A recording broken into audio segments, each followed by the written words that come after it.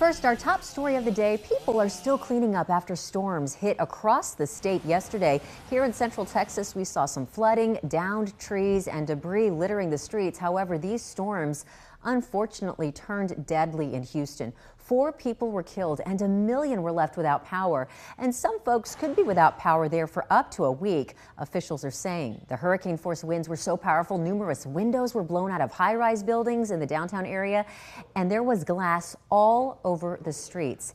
It's really a mess there. Joining us now this afternoon with Austin Energy, we have our guest today. They just rolled through your name, unfortunately. I don't want to say the last name wrong. It's okay. No, Matt Mitchell with Austin Energy. I knew it was Matt, and I knew the last name synced up with Matt somehow, the M and the M. So it works well. Anyway, works well for me. We're so glad you're here. Thank you. And I know that you've probably been extremely busy. How do y'all even go about assessing what happened in Houston, and where do you think the problem areas are? Well, certainly anytime you get severe weather like we had, and we know that last night was just one of those instances that we see in Central Texas this time of year, but it really pales in comparison to what we saw in Houston. According to our colleagues at CenterPoint Energy, it was one of those situations where 85-mile-an-hour winds were knocking out infrastructure, taking down poles, knocking down trees.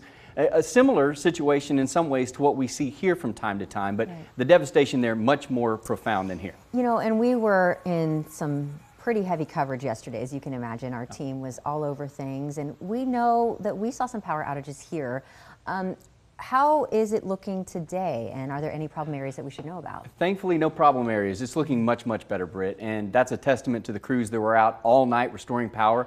At the top of the outage situation, we had approximately 10,000 customers without power. When I signed off at about 2 in the morning, we were down to less than 700. So that is a remarkable amount of outages and restoration of power, and it's a tribute to the crews and the support staff that were working overnight. But a lot of those issues that they're seeing in Houston, we were seeing here last night with trees blown into power lines, lightning strikes, vegetation.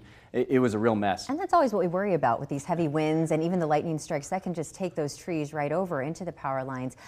Curious, are you sending anybody out to Houston to help? Yes, recently announced today, we're going to be sending crews tomorrow morning to Houston to assist with the restoration efforts. We're sending 21 restoration crew members and support staff, 17 trucks, 10 trailers to work on restoration efforts in the Houston area. Now, CenterPoint Energy was one of those companies that sent mutual aid crews to us last year in 2023 when the winter storm did such devastation, all that ice and all of that foliage and the devastating effects it had on our energy infrastructure. So one of the great things about being a public utility is we return the favor. When people are in need and we make sure that our sandbox is covered, we make sure to go play in someone else's sandbox and bring energy back to those customers. Gotcha, because we would accept that the same sort of help you're saying. Absolutely. These line workers, it's a calling for them. And they want to bring power back to their community, restore the quality of life to those families, those children, medically vulnerable, you name it. So we're very proud to assist in that regard, and we're appreciative when mutual aid crews come to our aid as well. It's such an important job, and thank you so much for explaining all the things that they go through, and thank you for being here today, not to ever be forgotten. Matt Mitchell